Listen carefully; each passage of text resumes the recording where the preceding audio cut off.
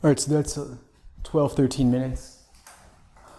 I know that some of you might not be done, and that's okay. This game is a hard game. It takes longer than 8:45 for pretty much anybody, so if that's your position, that's totally fine. This is an ordering game, but of course it is a more difficult ordering game, surprisingly tough. I've mapped out here just some of the initial rules. We've got 7 paintings being arranged horizontally, closest to the entrance, from closest to farthest. So this is close, this is far. So we basically have an ordering game 1 to 7. And the rules are also saying closer or not closer, adjacent or not adjacent, so that does imply ordering here.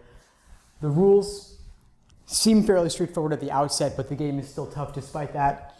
T before W, T is closer than W, so T is before W. R space M, exactly one painting in between, so R underscore M. Then S and P are next to each other, but we don't know the order, so I mapped out both options with a slash, dual option for those. Then the last rule, if V is not third, it must be fourth. Just to be thorough, I did the contrapositive, but what this really means, since you can't have them as both third and fourth, V will be either 3 or 4. So I did a dual option there representing both possibilities. V slash V, it'll be either third or fourth. And that's it. There's not really anything major to do in terms of inferences up front here. If you wanted to, you could put a little not T here, not W there. I don't think it's really adding a whole lot for you, so I wouldn't bother, but it's an option for you if you want. But that's pretty much it at the outset. You'll do a lot more diagram drawing over the course of this game, so I would just jump into it at this point, and you'll learn as you draw. Number 17 is a general orientation question where you simply take one rule at a time, apply to all 5 choices, checking for violations. It's much more efficient to do this than to take one choice at a time and continue cycling through all the rules for that particular choice. So I'll take just the rules as they're listed. T before W, looking for violations of that. B violates that with W before T, so that's out. And you'll typically eliminate only one choice for each rule, but sometimes you will eliminate 2, so it's worth scanning through the rest just in case. In this case, though, that's the only one. Next, R space M in that order, scanning for violations there. A has them in the opposite order, so that's eliminated for that reason. Looking at the next rule, P and S adjacent side by side. D violates that, so that's out. And then V being on either third or fourth. E violates that with V on 2, so C is our answer for number 17. Any questions on this game so far? All right, next, number 18.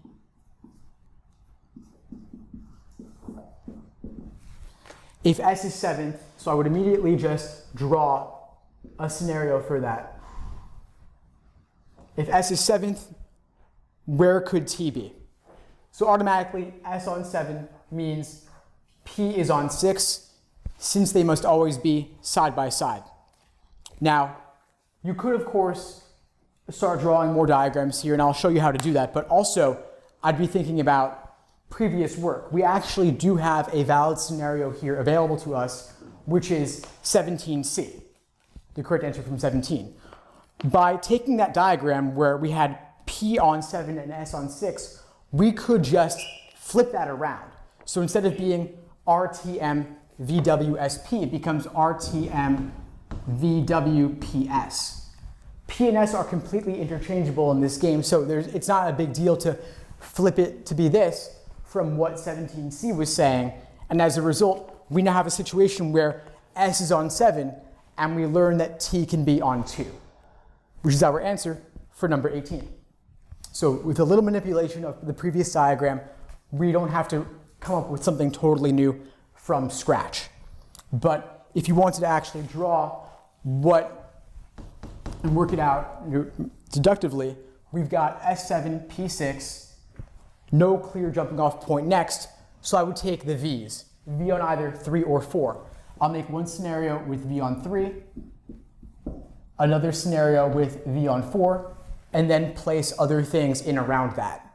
top scenario, the only place R and M can go is 2 and 4, which then gives us T on 1 and 5, but we don't care about having T on 1, that's not even a choice. So we're better off focusing here, where we could have either RM on 1, 3, or we have RM on 3 and 5.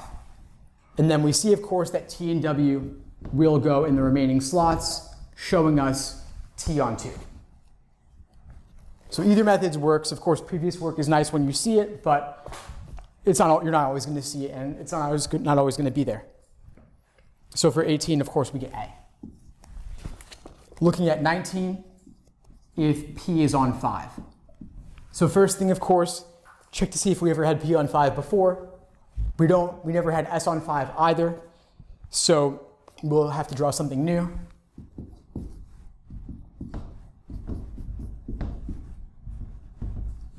P on 5. S could be on either 4 or 6 around it. At least that's what we want to find out, we want to test out. So I'm going to draw both of those. If S is on 4, then V will be forced onto 3. On this diagram, it's a bit more open-ended, but what we see here is that there's no room for R space M. So this diagram becomes invalid, therefore we learn S on 6, choice C. So takeaway here is don't do more work than you have to. You don't have to draw a ton of diagrams proving this. If this one is invalid with S on 4, then we must learn as a result that S has to be on 6, because they're telling us implicitly it is possible for P to be on 5.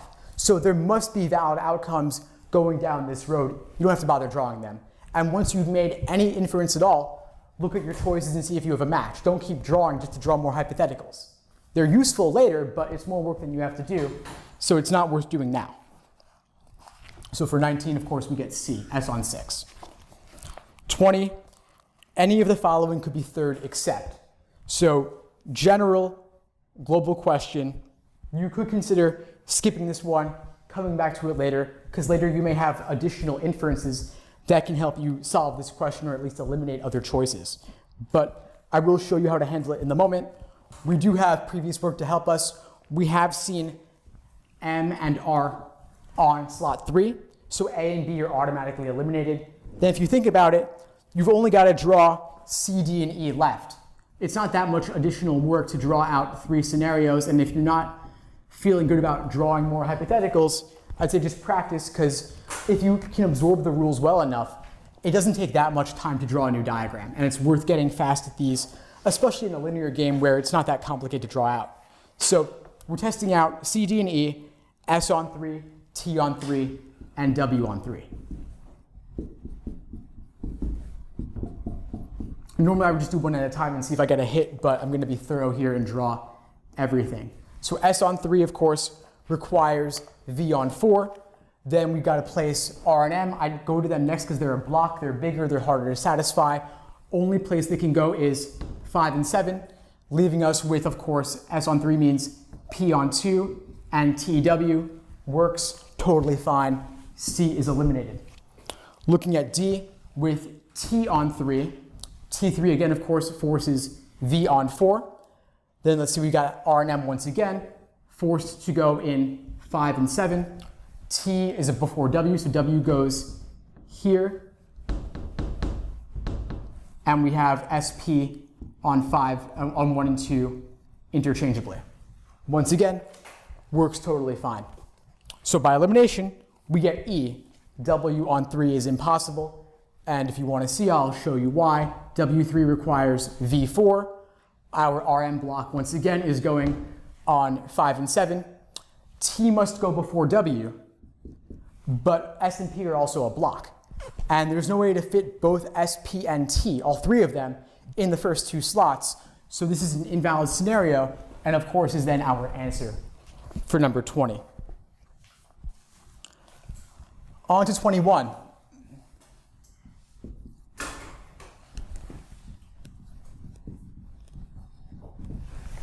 So if R and M are both between T and W, so the R space M block is between T and W,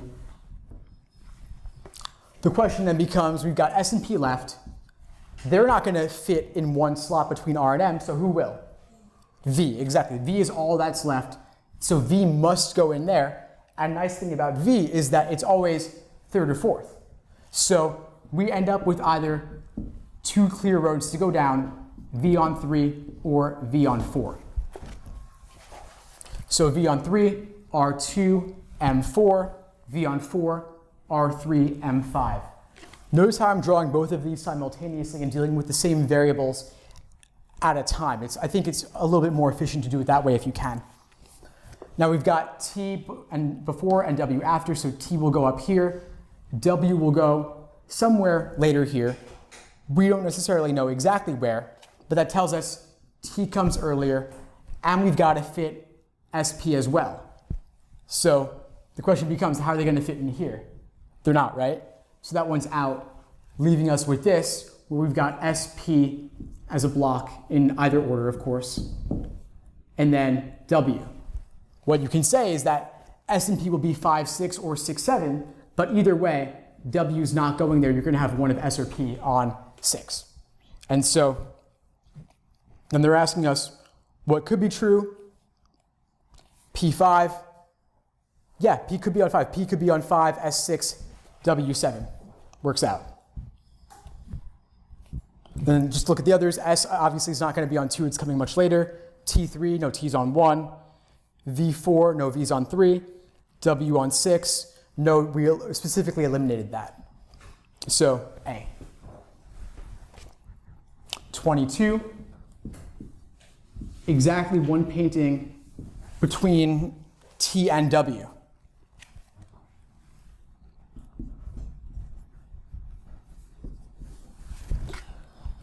So I'd first look to see, has that ever occurred before? Looking through all these previous diagrams, which we should have either on our scrap paper or on the page itself, I don't see any hits at all. So looks like we have to draw something new. So I put T space W here.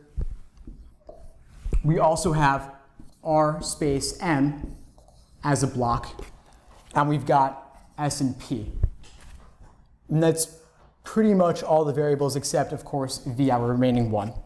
So not a clear starting off point. It's kind of nerve-wracking a little bit not to have a clear jumping off point. So what I would do is I would simply draw. I would draw a new scenario with V on 3 or with V on 4 and go from there.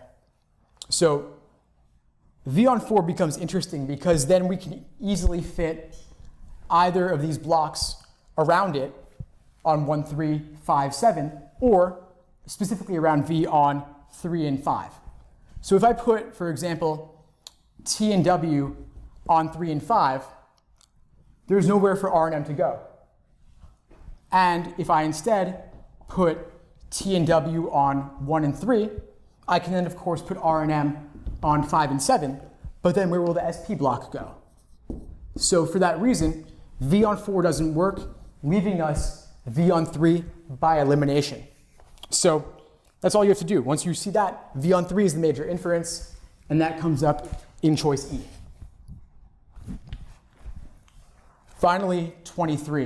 And this is really a brutal game. I don't typically see games involving this much diagramming, this little in the way of upfront inferences, and this little ability to reuse previous work. It really is a doozy. So T next to V. That could be, of course, in either order. So TV or VT, either way, we don't know. And we know that, of course, V is on either 3 or 4.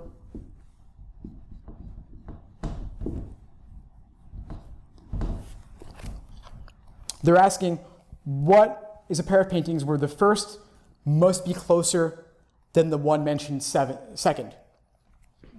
So interesting thing, if T and V are adjacent, that automatically means that they're not going to fit within the R space M block.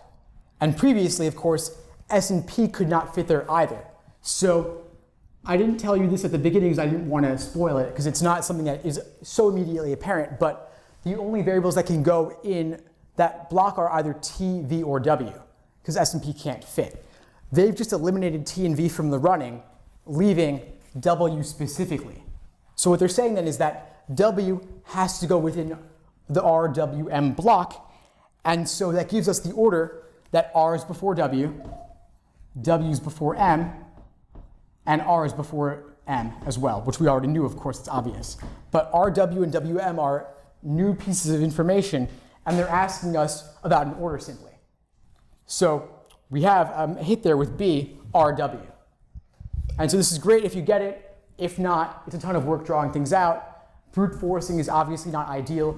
There's not a whole lot of magic to it for me to show you. It's really just drawing new scenarios as I did for number 20, where I was just listing out S third, T third, W third.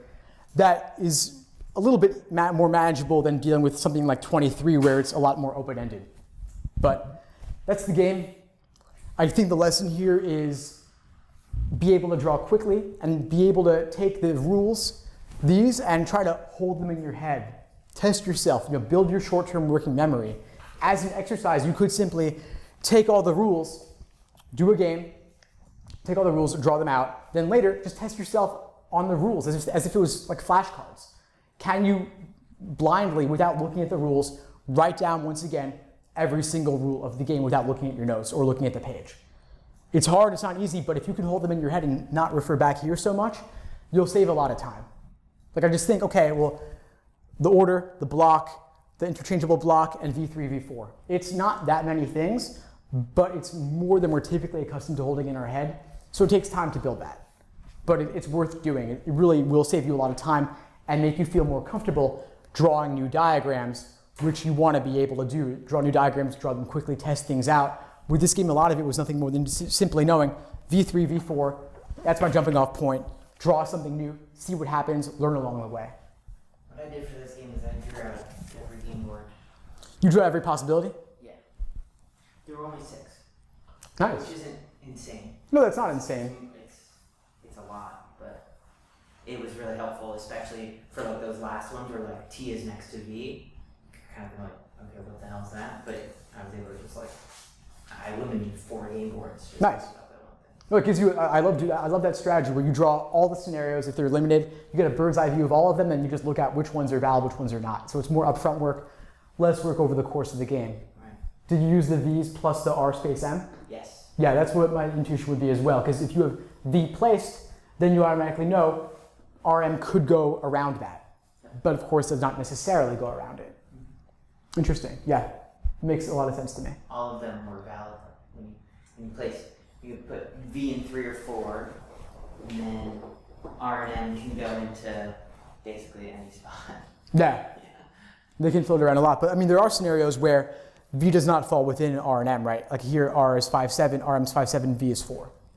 So it's interesting to play around with. There are so many different ways to do games. And if you look at different explanations online, you'll see a variety of methods for solving them, and they're not always the same. So it's good to get multiple perspectives and see what works best for you, and then you can kind of absorb it into your repertoire as a tool to draw upon when you need it. And that's why also redoing games is really valuable. Redoing the same exact game. Like I did this game just like probably at least 6 times in preparation for today, just to kind of get solid in. And you also see new things along the way. So it's well worth doing. I learned a lot just from teaching the same games over and over. Thanks for tuning into the show. Please subscribe if you haven't done so already to be notified of new episodes as I release them. And feel free to reach out if you need anything at all as you move forward with your prep. I'm happy to help however I can. In the meantime, I wish you all the best and take care.